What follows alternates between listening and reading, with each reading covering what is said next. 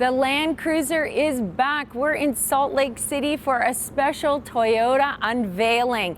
This is the longest running Toyota nameplate, and it was sold in the US 3 years ago, but in Canada 3 decades ago. So it's really great to see this back in the Toyota lineup. All right, so what we're going to do is we're going to show you 2 different models, one with the round headlamps and the other one with the rectangular headlamps. We're going to talk about the differences, but what we don't know is the fuel economy. Don't know the pricing yet, but the US has stated it's going to start around the mid $50,000 mark in the United States, which is a big decrease from the previous model. And when is it coming? The spring of 2024. Now, the first 2 months of production, it's the first edition model that will be built.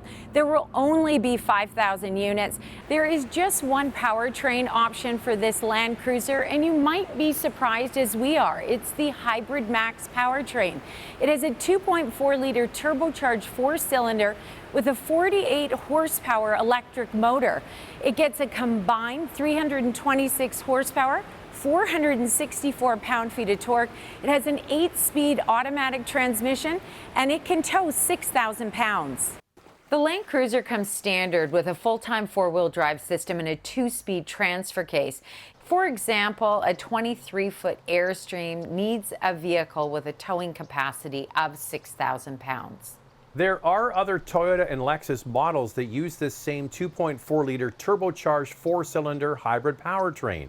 Vehicles like the Toyota Crown and Grand Highlander use this system, but with a 6-speed automatic transmission. In the Land Cruiser, you get an 8-speed version. So this is the previous Land Cruiser. It has a 5.7-liter V8 with an 8-speed automatic transmission, 381 horsepower and 401 pound-feet of torque. It can tow 8,100 pounds. Are you going to miss this V8? Another vehicle you may compare this Land Cruiser to is the Lexus GX. The new model has a twin turbocharged 3.4-liter V6 paired to a 10-speed automatic transmission with 349 horsepower and 479 pound-feet of torque. This model can tow 8,000 pounds. A hybrid is also coming for the GX, but Lexus hasn't said much about that powertrain. Will it get the 2.4-liter turbocharged 4-cylinder hybrid in this model or the one in the Toyota Sequoia? The Sequoia Hybrid has a 3.5-liter twin-turbo V6 hybrid system and a 10-speed automatic transmission, 437 horsepower, and 583 pound-feet of torque, and it can tow 9,500 pounds. We all know every car manufacturer is a slave to fuel economy and emissions targets, so they've downsized from a big 5.7-liter V8 to a 2.4-liter turbo. Sure, they've added hybridization. I just want to set up a scenario for you. Say you're towing a boat up a mountain pass. That battery is going to deplete fairly quickly to give you that extra power. So how do they make up that power? Well, the engine has to generate more electricity to charge that battery. So you've got a 2.4-liter turbocharged engine. I mean, I'd like to get into that scenario and see how it does handle. But you know, there are going to be people out there that are just going to use this as a daily driver. They are never going to tow. In fact, we own an SUV. It doesn't ever tow anything. So it might be fine for some, but for those who want a little bit more off-road capability and are buying it for towing, this may not work. Well, that's why you buy a body-on-frame SUV, to go off-road, to be able to tow. And it's got a 6,000-pound tow rating, which isn't incredible, considering most mid-size SUVs have 5,000 pounds. So that's really the question. The engine I would like to see as an option is the one they have in the GX, the 3.4-liter twin-turbo V6. Or even the Sequoia, the 3.5-liter turbocharged engine. I think that that would be great for this as well. Although, with the Sequoia, we really didn't get those EPA numbers that we had hoped for. This Land Cruiser is built on the TNGA-F body-on-frame platform, and Toyota says that it was designed and engineered for the toughest conditions. It also comes with all the new off-road tech that you see on the new generation of Toyota trucks. The Land Cruiser has a new ladder frame, which Toyota says allows for more rigidity in the chassis compared to the 200 series, thanks to the use of high-strength steel with blanking and laser welds. The Land Cruiser has a newly developed double wishbone front suspension with tuned tube shocks paired with a multi-link rear suspension with coil springs. It also features electric power steering and 17-inch disc brakes front and rear. All Land Cruisers are equipped with multi-terrain select, downhill assist control, front tow recovery hooks, a full-time four-wheel drive system with center locking differential, and an electronically controlled 2-speed transfer case with high-low range. The system also features vehicle stability control and an automatic limited slip differential. The Land Cruiser has an approach angle up to 31 degrees and max departure to 22 degrees, while breakover angle reaches 25 degrees. For extra road protection, you can add rock rails and full coverage high-strength steel skid plates. So why do you buy a body-on-frame SUV? Maybe to go off-road, maybe to tow, but also for room for a family. This is a different size than the outgoing model. It's only 2 rows, 5 passengers now. So how does it compare on size to some of its siblings like the Sequoia and the Lexus cousin to this, the GX? This Land Cruiser is smaller than the vehicle that was sold in the United States up until just 3 years ago. It's 4.4 inches narrower and 1.2 inches shorter. Toyota says this is all done to make it nimbler off-road. Overall length of this new Land Cruiser is 193.7 inches. The wheelbase is 112.2 inches, and the width with the mirrors is 84.2 inches. And it offers ground clearance up to 8.7 inches. As an example, that all-new 2024 Lexus GX is over 3 inches longer. It does have the same wheelbase, but the Land Cruiser is about an inch wider. As a comparison, the Toyota Sequoia Hybrid is over 14 inches longer and 10 inches longer in the wheelbase. Now, this Land Cruiser, as Zach mentioned earlier, is a 5-passenger vehicle. There's no option of a third row.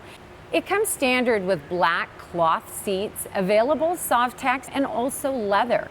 It gets the updated Toyota infotainment system with standard wireless Apple CarPlay and Android Auto.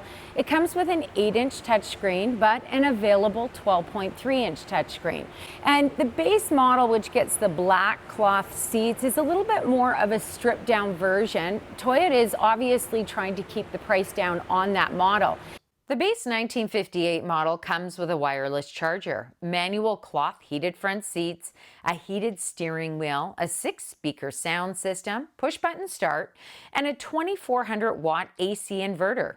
The middle Land Cruiser trim adds Softex upholstery, power front seats, which are heated and ventilated, the multi-terrain monitor, a 12.3-inch touchscreen, and a 10-speaker sound system. A premium package can be added to this trim to get heated and ventilated leather trim seats in black or Java, a 14-speaker JBL sound system, a head-up display, digital rear-view mirror, and a moonroof. The top trim adds heated and ventilated leather trim seats and a first edition logo on the door panels. Over-the-air software updates are available. Now, this is interesting. This is actually a flip and fold seat. Even though there is not a third row, I guess it's just for easy access to the storage.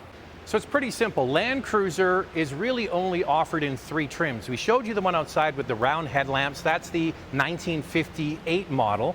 This is called Land Cruiser, the one I like, with the rectangular headlamps. And then there's First Edition, which is very limited. Now, it's available in 7 different colors, and you can get the deviated roof in the light gray, the one we have here. In fact, this one is called Heritage Blue with the grayscape roof. All models come with standard 18-inch wheels, but you can get 20-inch wheels on this middle Land Cruiser trim. So this isn't the top model, it's a manual liftgate, but check this out. Underneath here is where the battery is, and you can see it steals around 4 or 5 inches of cargo space, so that's where they had to put the battery. Yeah, I'm wondering if you're loading something heavy, if it would be more difficult to put inside. I find for me, let's say I've got some groceries, it would be just fine with the higher lift load. It's huge though. I mean, it's very deep. There's no third row, so it's all cargo space, so you're giving up some height here, but still very useful. Toyota says that the Land Cruiser is a blank canvas for customization. It includes over 100 accessories and will continue to evolve over time. You see, it has an iconic square profile resembling older generations of Land Cruisers. The A-pillar is pushed back for better outward visibility, and the front overhang has also decreased. Okay, before we go, a little poll between Andrea and I. You can play along at home. We're going to go 3, 2, 1. Then you say out loud which one you like, the round headlamps or the rectangular headlamps. You ready? Yeah. 3, 2, 1. Round. Rectangular. So we don't agree on that. We have to buy 2.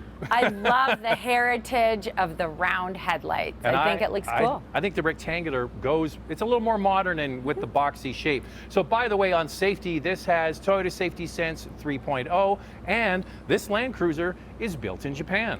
I hope you liked our first look video of the Land Cruiser. It's super exciting to have this back in the Toyota lineup. Type below. We want to know, what do you think of the headlights? Would you do round or rectangular? What do you think of the only one powertrain option? And does it have enough towing capacity for what you'll use the vehicle for? And we want to know. The other big question, you can speculate below as well. Where does this leave the 4Runner? That's still to be updated. What's that going to be like? Let us know.